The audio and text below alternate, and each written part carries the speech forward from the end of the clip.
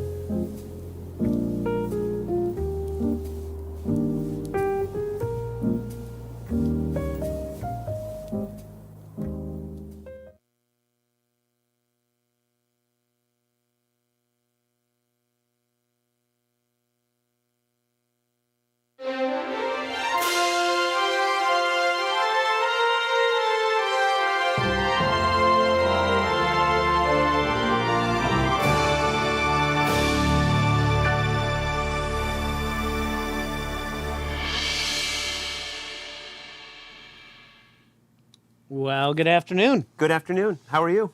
Good. I'm assembling my newest Christmas thing. Yeah, did you order that? I ordered this, and I am working on putting it together. And the reason I bought it is it was something I used to have as a kid growing up, and my mom always had this little angel copper brass thingamabob, and it would sit on our table at Christmas time. And there's like little angels and these Does little... it spin? It does. And I haven't had one since I lived at home as a kid. Is this an exact replica? It's pretty close. It's actually really close. So I'm trying to get it all put together. Oh, there goes my angel on top. Right? Oh, there goes another one. Almost. See? It's a little fragile, right? So Yeah. I'm trying to... Well, that happens with 24 karat gold. It does. Yeah. Yes, it does. Let me see here. Looks like I need to raise this up a little bit, so I'm going to do that. Okay. So this is like a science project in progress, right? You know, some of these are a little bit... Okay, we're getting closer now. We're getting closer. I don't know if this is going to go, but here's the magic of it. Yes. It's the candles that make this little chime thing work. It's the heat. Oh, that's actually pretty cool. Yeah. Wow. So in theory, right? I mean, in theory, if it works, then it's cool. If it's not, then I just spent $17 I shouldn't have spent. But you've seen this. You have memories of it working as a child. Oh, yeah, as a child. But let's see if this bad boy works, okay? Now, do we get to light all 4 candles right now, or do we just get to light 2? No, you have to, otherwise it doesn't actually work. Okay. So we jump the Advent candle or calendar candle thing. Maybe we can just do it once to see it working, and then we'll slowly light them the rest of the time. Let's see here. Let's Well, see I what think we they- got. I You think ready we for see this? it, yes. Okay, here we go. Here we go. Now we're gonna put the paper on top. So let's see what we got here. Yeah, we got the fire extinguisher, right?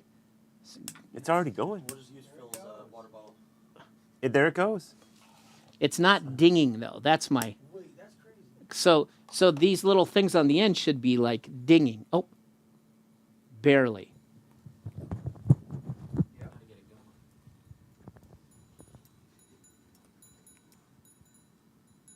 See? And we'd light the candles at dinner time, and we'd have the little chimes going. And so, can you do a close-up on this somewhere with something? That's So really everybody cool. can take a look at this thing. I can move this out of the way. Let's slide that over. There we go. I got my little chimes going.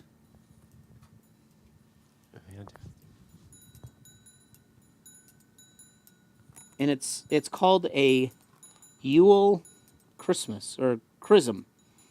Yeah.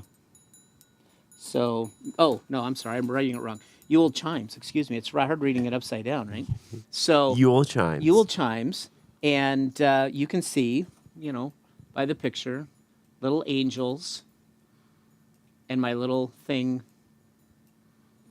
clanging along. Yeah, and that's available wherever Yule chimes are sold. Yes, wherever they are sold. Yeah. Yes, namely on Amazon. So, anyways, that I know it's not nearly as exciting for you as it is reliving a childhood memory of mine. That is pretty neat. I do really like that. Have you ever seen those? No, I have not. Really? That's super fun. Yeah, and it comes with a different set of decorations for like birthday parties. I got another set that are horsies and a clown on top. So come your birthday next year, we'll break this out and put the horsies and the clown on it. Yeah, that's wonderful. That's Yeah. super fun. So I really like that. So I think this is kind of a Scandinavian thing, or not. It's just something we had, and we're Swedish. So Okay. yeah. So that's my my little decoration. Well- It could end up being something that Rachel says keep at the office too, to go with my shoes and my pumpkin. It's pretty neat. Yeah. I think this. I think your Has a boys spot would, somewhere. would They would- like they this. would actually really like this. Because Yeah. it's kind of a science project. It is. The yeah. heat causes the little fan blades to spin, right? Oh, yeah. So there's a little No, learning. they in would. They there, would too. actually really like that. Yeah. So So super fun. Might send it home with you. Well, we would have a blast. That's good. That's good. So yeah. So I Firing spinning bells. fire and spinning angels and bells. And Yeah. It's got everything. It does. It's got a little bit of everything. So, anyways, that was a part of my growing up, having one of those sitting on our kitchen table at Christmas time. And I thought, I want one. You've got one. And I'm glad that my $17 allowed the chimes to ding. Wow. What a deal. Yeah, what a deal, right? What a deal. Yeah. So, anyways, that's the highlight of my day so far. I literally just pulled it out of the box and was assembling it. That's it. Fantastic, Yeah. though. I did break out a sweater. I only get to wear like once a year here. Yes, I noticed we're in sweater weather. You know, this is one of my heavier So- ones, and since it was in the 50s today, I thought I may not get to wear it again. So So today's the day. today's the day. So this is my, unless if I go visit my dad, then I'll pack the sweater because I can wear Which, yeah, be a good Sweaters every time. day in Find winter some in time Wisconsin. in January Yeah. to go see your dad as well. Yep, but here, this is the day, right? This is the day. I was surprised because when I got up this morning and went outside, because I walk over to the gym in the morning, I was shocked to see that it was below freezing. Yeah, It was 30 degrees in Henderson this morning. yeah. And that is about as cold as I like it. It was noticeable, wasn't yeah, it? It was. Yeah. It was. So that's why I thought today's sweater weather. But in more pertinent and more interesting news, we had two wonderful Christmas concerts Wasn't that this fun? weekend. I mean, Yep. oh my goodness, that it really. I mean, sometimes the season just because it's so fast. It is. Like you get here and you hardly feel ready for it, but this one, by the time we get to this concert, it Yeah. really feels like this is Christmas. It is, and it was just beautiful because we had this wide range of music. We began with some fun music, a kind of just standard secular Christmas songs, Yeah. and of course Tony sung a song about pie, and Wonderful. yep, He did a yep, great job. He likes pie, and then Jingle Bells and a few other things, and then we get to the heart of the Christmas story, and one of my favorites from the by the way, you can catch it online if you haven't seen it yet. It's on our website in our media archive. It's also on YouTube. It's also on Facebook on our Facebook page. So if you haven't seen it, you can go back and watch it. Or if you have and you want to watch it again, it's out there for people. Watch it on each one of our mediums. Yeah, we got them all over the place. Yeah. Including Apple TV and Amazon too. That's true. right? That's true. So we're everywhere. One of my favorites, first time I heard it, was a song called "I Pray on Christmas." Yeah. I really liked it. And just so you know, it's this kind of pray, not I pray on you at Christmas. Yeah. There's so you there's just a gotta difference. know yeah. the difference.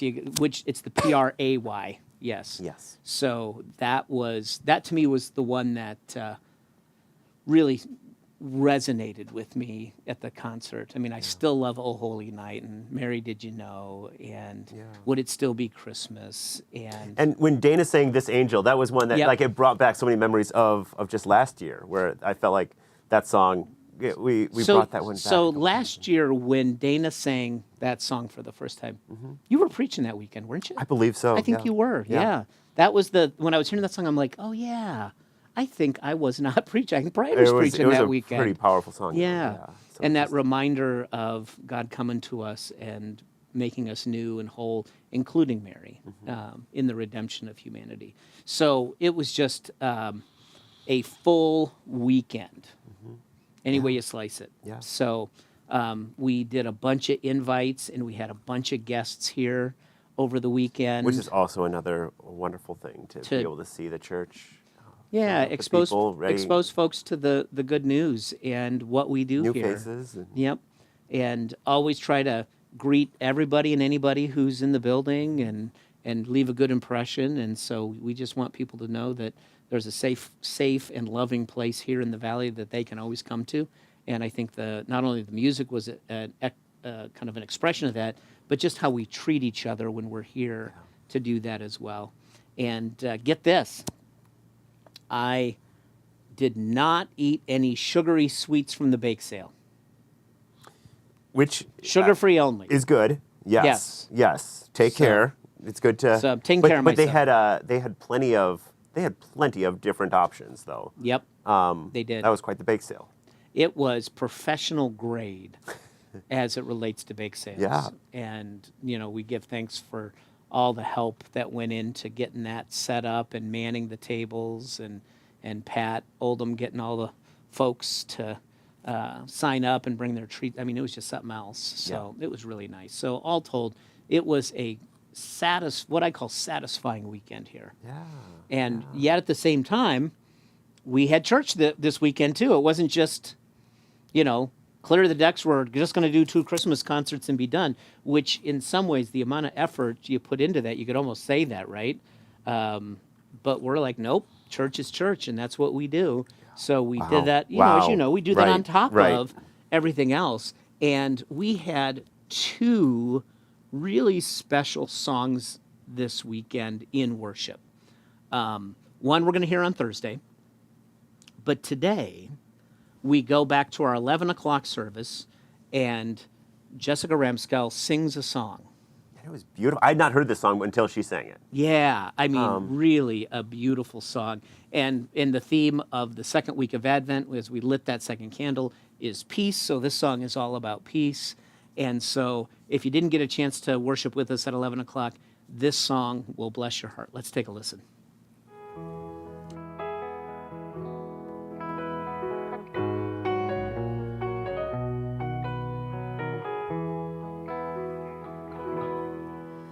When my mind is like a battlefield and my heart is overcome by fear, and hope seems like a ship that's lost at sea. My enemies on every side, and I'm tempted to run and hide. Your gentle whisper reaches out to me.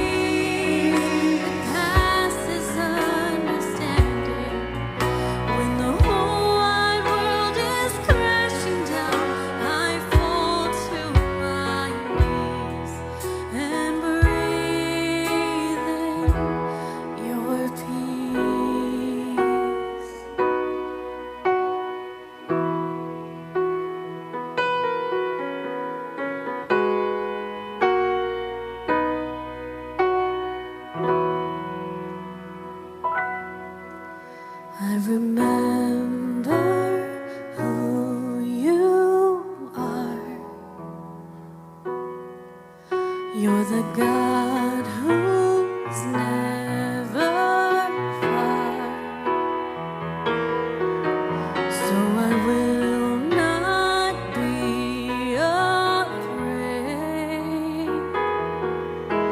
God, you always keep me safe in your arms. I remember who you are. You're the God who's never far, so I will not be afraid. God, you always keep me safe. You give me peace that holds me when I'm broken. Sweet peace that passes understanding. When the whole wide world is crashing down, I fall to my knees and breathe in.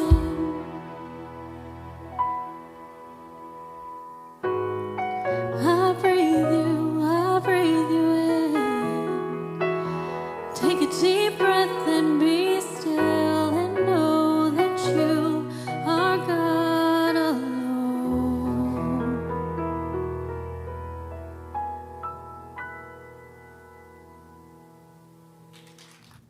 What a beautiful song. Wow. Yeah. Like I said, I mean, I did not know that song before this weekend, and it was just.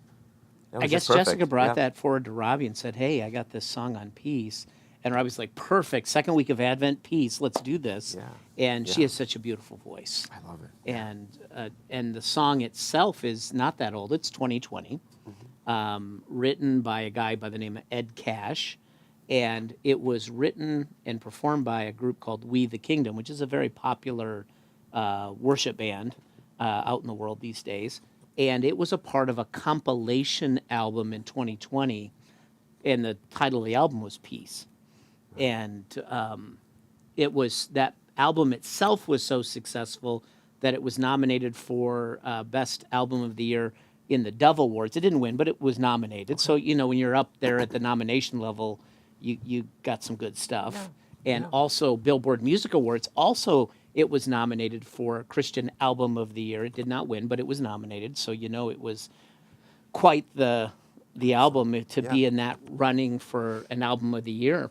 And so when we think about peace, I talked about peace this weekend, thinking about how do you get to that place to actually take in peace that is outside of you, right? It's external. Right.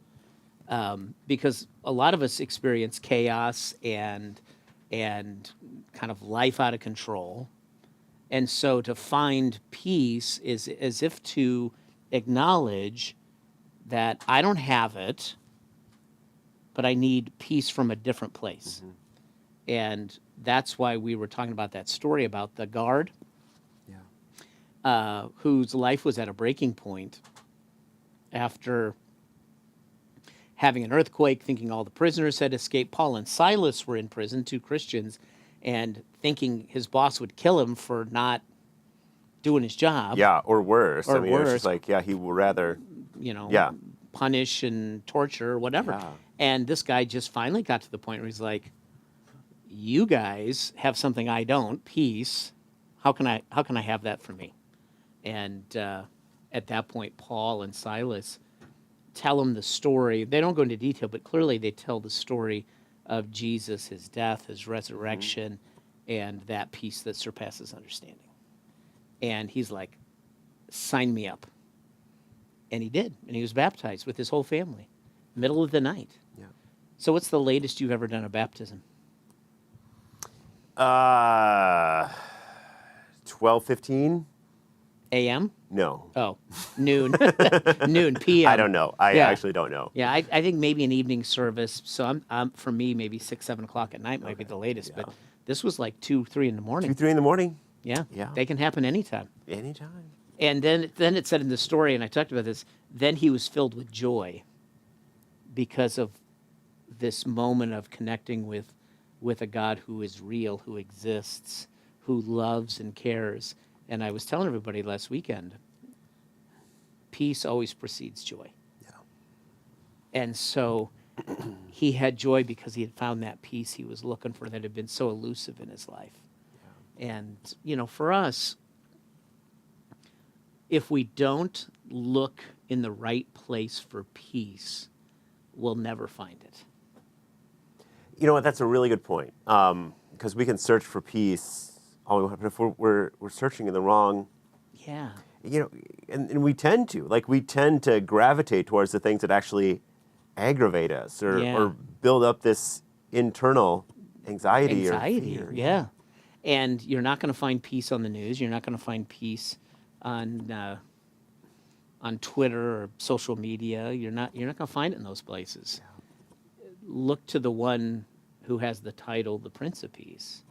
And the closer you draw to Christ, the more peace you have. The more you separate yourself in the worldly things, and I'm not even saying those worldly things are sinful and bad, just the more you associate with that stuff, the more anxiety you're going to have in life. Well, it's kind of like the distinction you've talked about, like with wisdom and knowledge. Yeah. Like knowledge is still true and it's still real and it's all those things, but it will never be wisdom in and of itself. Yeah. And peace has that similarity. You can have all the knowledge and you can search for peace through all the knowledge in the world, but you're not going to find it if you're not centered in something deeper. In something deeper, that's right. And to think about the fact that so often we want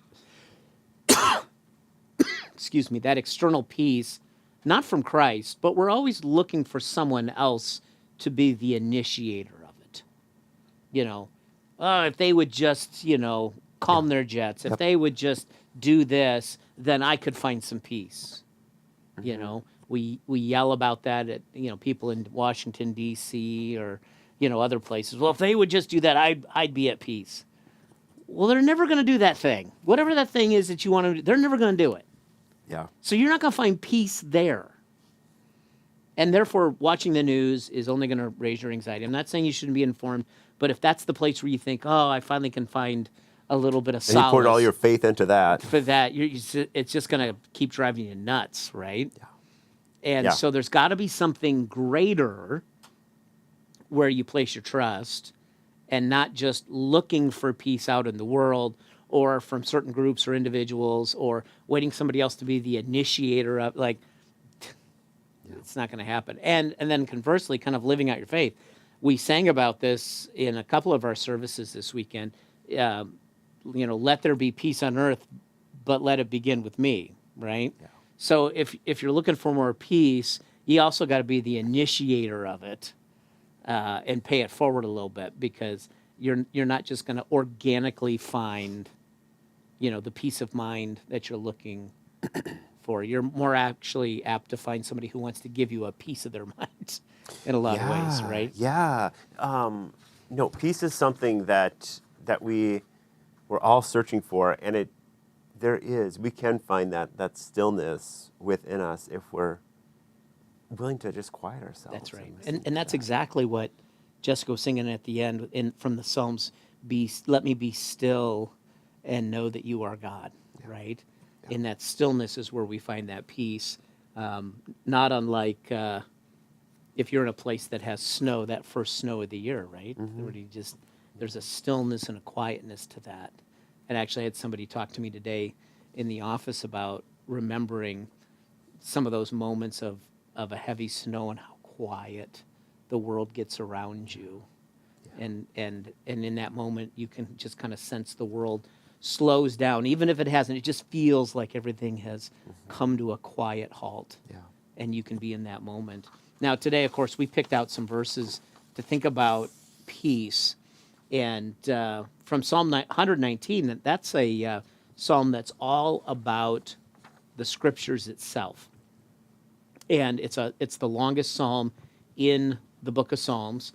And in verse 165, which tells you how long this psalm is, if you're already at verse 165, It says, "Great peace have they who love God's law, and nothing can make them stumble." Now, I was thinking about this because on Thursday we talked about the fact that we used a verse that says God's going to be there even when you stumble. Remember that?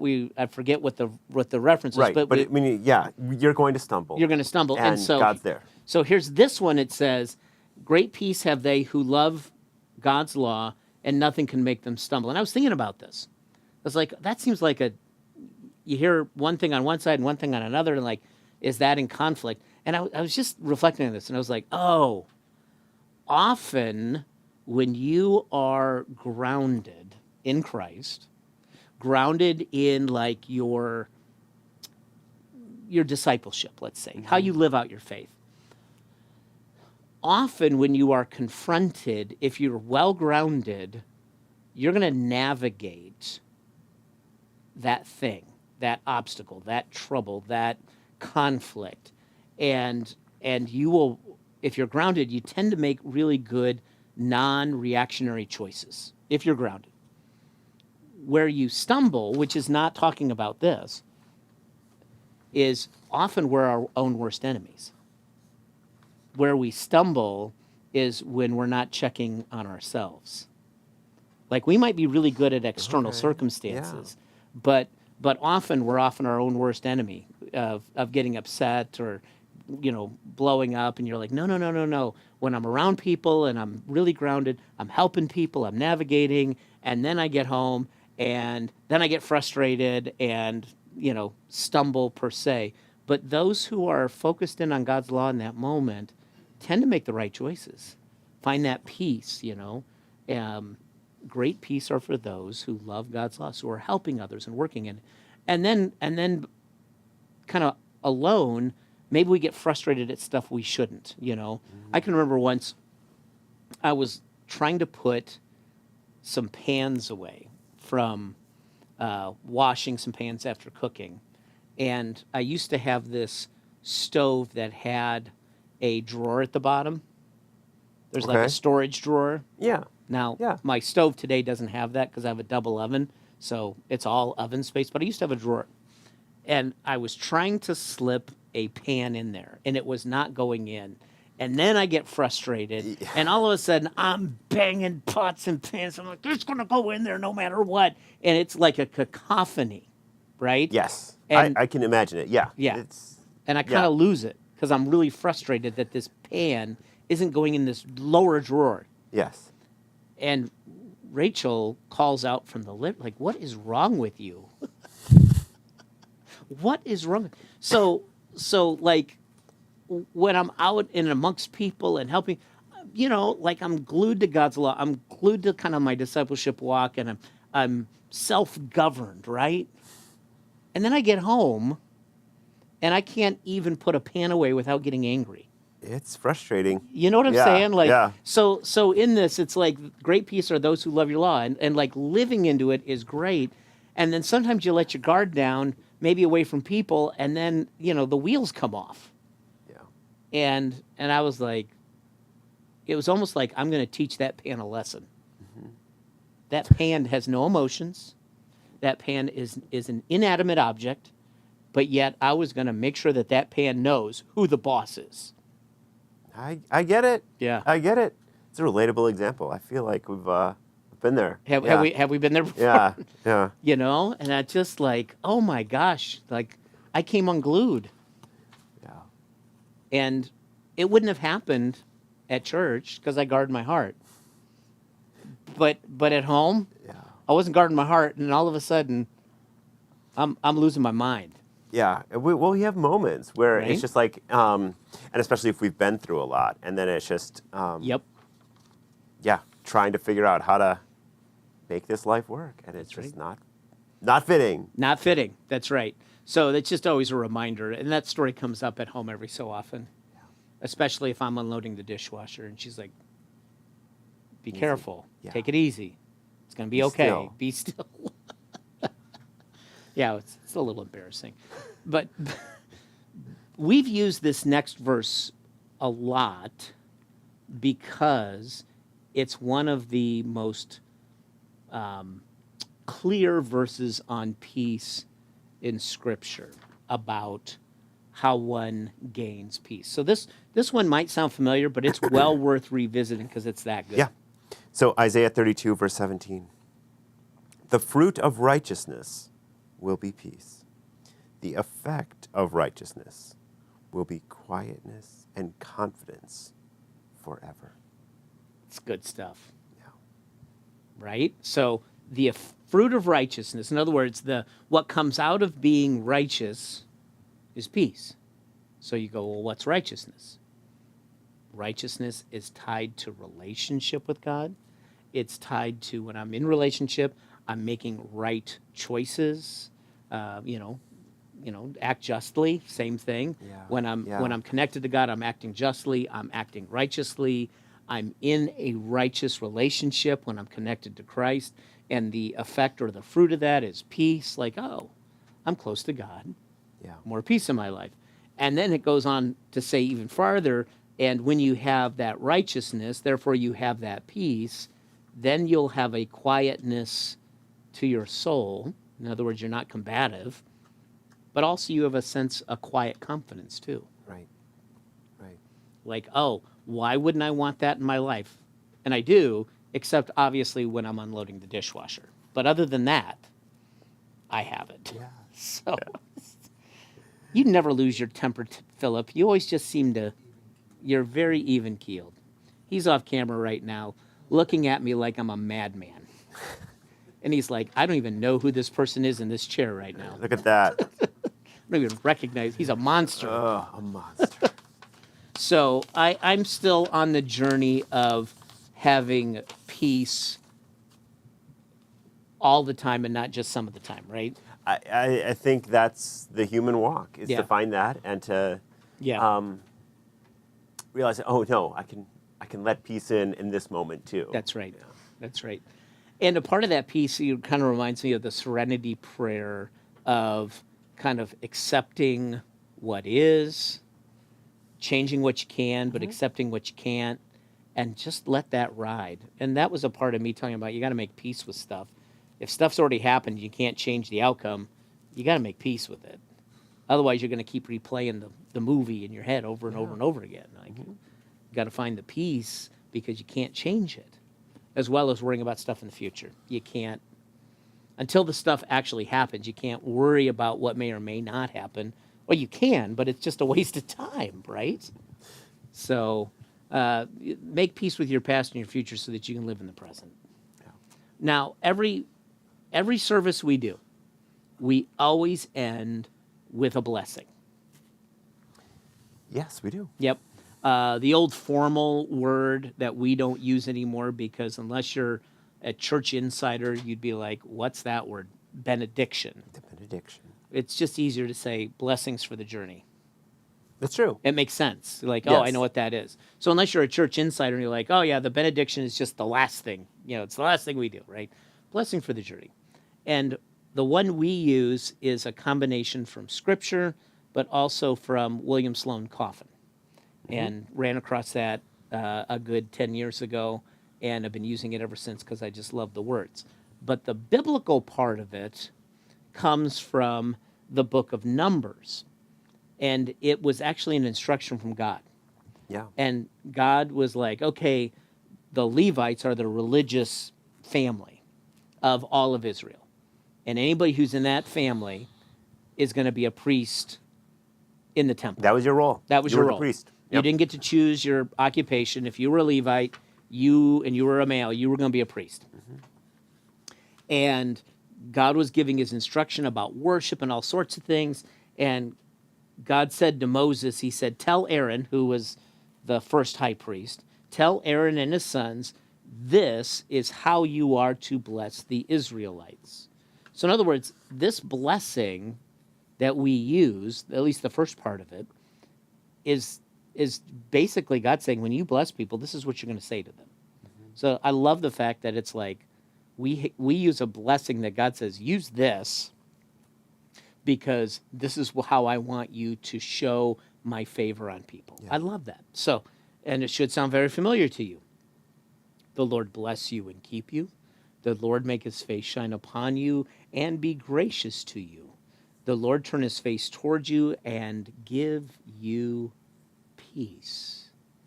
So even when God's like, if you're going to bless somebody as they're coming or going, you're like, your blessing upon them is that God would give his peace to you. Yeah.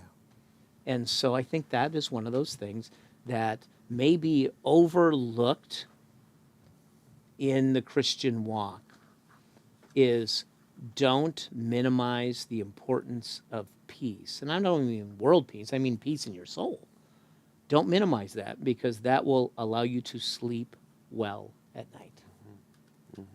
So we're glad you joined us. Don't forget, tomorrow you can join us at noon where we will have our next Advent worship together. That'd be great. And so we hope that if you can't come and be in person with us, that you turn us on and wherever you're at and spend some time with us at noon tomorrow for about a half an hour. And as we worship, and we'll explore peace a little bit more tomorrow because that is the second week of Advent. So we're going to continue on with that theme. And until then, until tomorrow at noon, we hope you have a great rest of your day. Love you, and God bless you. And Philip, will you play us out?